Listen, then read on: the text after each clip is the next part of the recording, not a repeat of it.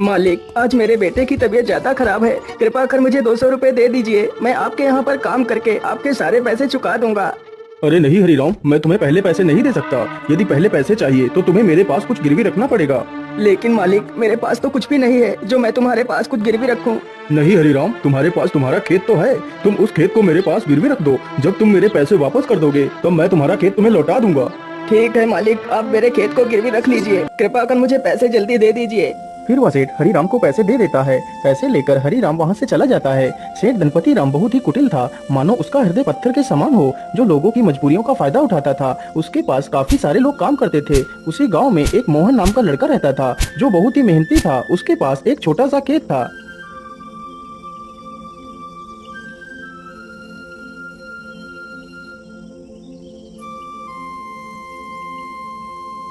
अरे मोहन बेटा, जरा पानी वानी तो पी लो। तुम तो कितनी मेहनत करते हो। हाँ चाचा, क्या करूँ, बिना मेहनत के तो कुछ होगा भी नहीं। हाँ बेटा, तुम्हारी इसी मेहनत की वजह से ही तुम इस छोटे से खेत में दोगुनी फसल उगा पाते हो। मोहन अपने बूढ़े माता पिता के साथ ही रहता था। मोहन के पिता की तबीयत हमेशा खराब ही रहती थी। घर की सारी जिम्मेदारियां मोहन के कंधों पर ही थी। पिताजी, आज तो आपकी दवाई खत्म हो गई है। कोई बात नहीं बेटा, तुम कल मेरे लिए दवाई ले आना। मोहन सुबह उठकर अपने पिता के लिए दवाइयाँ ले आता है। माँ, मैं पिताजी के लिए दवाई ले आया हूँ। आप पिताजी को दवाइयाँ समय से खिला देना। हाँ हाँ बेटा, मैं तुम्हारे पिता को दवाइयाँ खिला दूंगी। माँ, आज तो मौसम कितना अच्छा है। मैं आज ही खेत में बीज बो देता हूँ। ठीक है बेटा, जैसा तुम्हें अच्छा लगे वैसा ही करो। मोहन तुरंत ही अपने बैलों को लेकर खेत की तरफ निकल पड़ता है।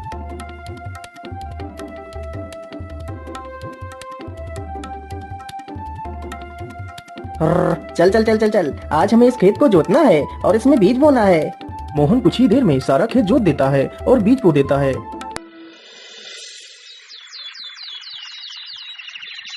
कुछ ही दिनों में खेत में बहुत अच्छी फसल तैयार होती है। अरे मोहन भाई, हर बार की तरह इस बार भी आपके खेत में कितनी अच्छी फसल तैयार हुई है। हाँ मदन भैया, यह सब ऊपर वाले का ही आशीर्वाद है, जो हर बार मेरे खेत में इतनी अच्छी फसल होती है। वे दोनों आपस में बात कर ही रहे थे कि तभी काले बादल छा जाते हैं।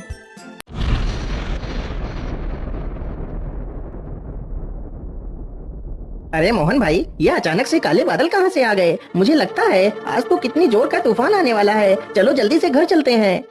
अरे मदन भाई, ठीक ठीक बोलो। यदि तूफान आ गया तो हमारी सारी फसलें बर्बाद हो जाएंगी। वे दोनों इतनी बात कर ही रहे थे कि तभी जोर जोर से हवाएं चलने लगती हैं और हवाओं के साथ जोर की बारिश आ जाती है। अरे ये क्या हो गया। ये तो बहुत जोर की बारिश आ गई। अरे मोहन भाई, यहाँ से जल्दी चलो, नहीं तो हम लोग भीग जाएंगे। दोनों जल्दी से एक बड़े से पेड़ के नीचे जाकर खड़े हो जाते हैं। मदन भाई, यदि ऐसे ही बारिश होती रही तो हमारी सारी फसलें बर्बाद हो जाएंगी। कुछ ही देर में बारिश के साथ साथ ओले भी गिरने लगते हैं। देखते ही देखते कुछ देर में ही सारी फसलें बर्बाद हो जाती हैं। हाय हाय, ये क्या हो गया। हे ऊपर वाले, ये तूने क्या कर दिया। अब तो सारी फसलें बर्बाद हो चुकी हैं। अब मैं क्या खाऊंगा और अपने बूढ़े माता पिता को क्या खिलाऊंगा।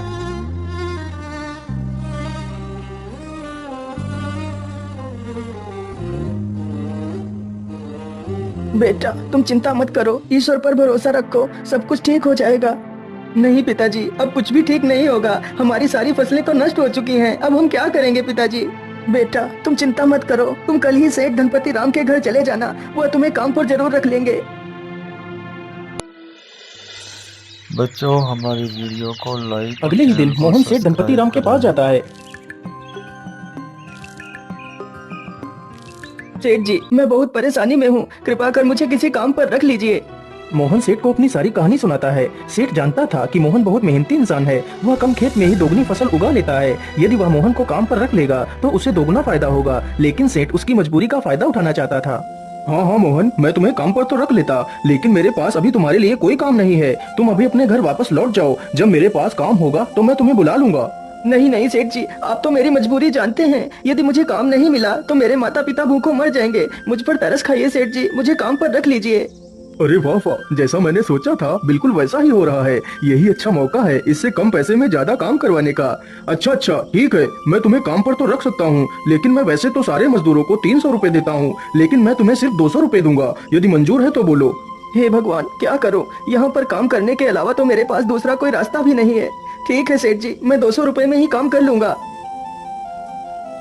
मोहन अगले दिन से ही सेठ के घर काम करने लगता है। इसी प्रकार मोहन को काम करते करते पूरा 2 महीना गुजर जाता है। मोहन ने सेठ के खेत में दोगुनी फसल उगा दी। यह देखकर सेठ बहुत खुश हो जाता है।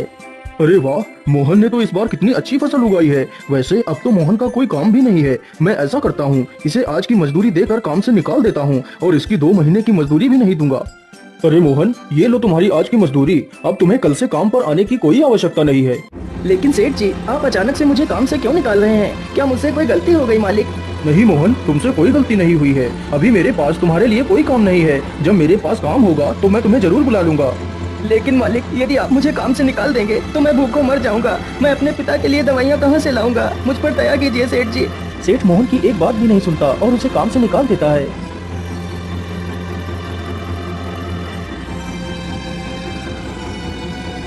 अरे बेटा, आज तुम खाली हाथ ही आए हो। आज तुम घर का राशन तो लाए ही नहीं। माँ, मुझे माफ कर दीजिए। अब मैं आपके लिए कुछ भी नहीं कर सकता। लेकिन बेटा, आखिर क्या बात है? तुम इतना परेशान क्यों हो? फिर मोहन सारी कहानी अपनी माता को सुनाता है। अब आप ही बताइए माँ, मैं क्या करूँ, कहाँ काम करूँ, किसके सामने हाथ फैलाऊं? बेटा, तुम परेशान मत हो। हम लोग आज पानी पीकर ही सो जाएंगे। वैसे भी मुझे तो भूख नहीं लगी है। और बेटा, तुम हार मत मानो। तुम कल फिर से सेठ के पास जाना। हो सकता है सेठ तुम्हें काम पर रख ले।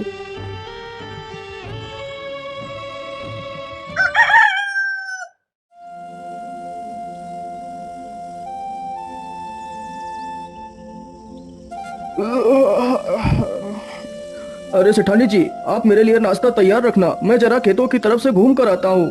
ठीक है, आप आराम से जाइए। तब तक मैं आपके लिए नाश्ता तैयार कर दूंगी।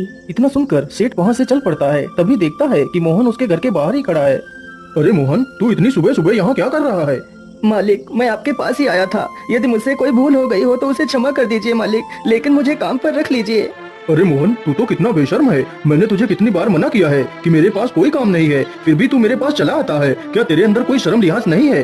मालिक, मुझे शर्म तो आती है, लेकिन जब मैं अपने बूढ़े माता पिता को पानी पीकर सोता हुआ देखता हूँ तो मुझे यह अपमान कुछ भी नहीं लगता। लेकिन मैं तुझे कोई काम नहीं दे सकता। चल भाग यहाँ से। इसी प्रकार कई दिन गुजर जाते हैं। सेठ मोहन को भला बुरा कहकर भगा देता है। लेकिन सुबह होते ही मोहन फिर से काम मांगने के लिए सेठ के घर पहुँच जाता है।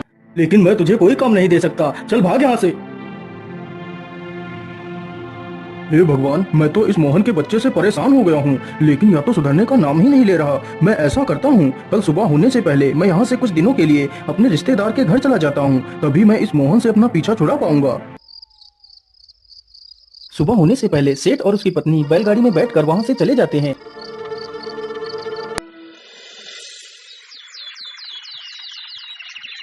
उधर मोहन रोज की तरह फिर से सेठ के घर आता है तो देखता है, अरे ये क्या, आज तो सेठ के घर ताला लगा हुआ है। इसका मतलब सेठ जी कहीं बाहर गए हैं। मैं ऐसा करता हूँ, यहीं पेड़ के नीचे बैठकर सेठ जी का इंतजार करता हूँ। इतना सोचकर मोहन पेड़ के नीचे बैठ जाता है और सो जाता है। तभी कुछ चोर सेठ के घर के पास आते हैं। अरे लल्लन, आज तो यह दुष्ट सेठ है भी नहीं। आज अच्छा मौका है। चलो आज इस सेठ की सारी तिजोरी खाली कर देते हैं। चोर जल्दी से एक पत्थर उठाता है और ताले को तोड़ने लगता है। अरे ये शोर कैसा? ये कौन है? मुझे लगता है ये तो कोई चोर है। अरे रुक जाओ, तुम लोग ये क्या कर रहे हो? तुम सेठ के घर का ताला क्यों तोड़ रहे हो? अरे बेवकूफ, तुझे दिखाई नहीं देता? हम लोग चोर हैं और यह ताला हम लोग चोरी करने के लिए ही तोड़ रहे हैं। चल भाग जा यहाँ से। अरे नहीं नहीं, मेरे रहते हुए मैं तुम लोगों को चोरी नहीं करने दूंगा। अच्छा, तो तू हमें चोरी करने से रोकेगा? रुक, हम तुझे अभी मजा चखाते हैं। इतना कहकर सारे चोर बेचारे मोहन पर टूट पड़ते हैं। चोर चोर, कोई मुझे बचाओ, नहीं तो मुझे यह चोर मार डालेंगे। मोहन की ये आवाज सुनकर गांव के कई लोग वहां पर आ जाते हैं। तभी वह सारे चोर वहां से भाग जाते हैं, लेकिन बेचारा मोहन काफी ज्यादा घायल हो जाता है। अरे सेठानी जी, अब तो हमें यहाँ पर कई दिन गुजर चुके हैं। चलो अब हमें घर वापस चलना चाहिए। इतना सोचकर सेठ और सेठानी दोनों अपने घर के लिए निकल पड़ते हैं।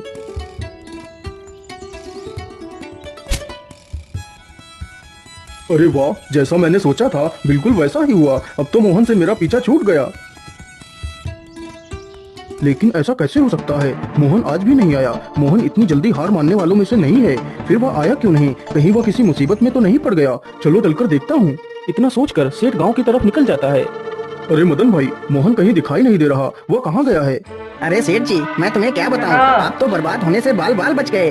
क्या मतलब? मैं कुछ समझा नहीं। तुम क्या कहना चाहते हो? फिर मदन सारी कहानी सेठ को सुनाता है। ये सुनकर सेठ के पैरों तले जमीन खिसक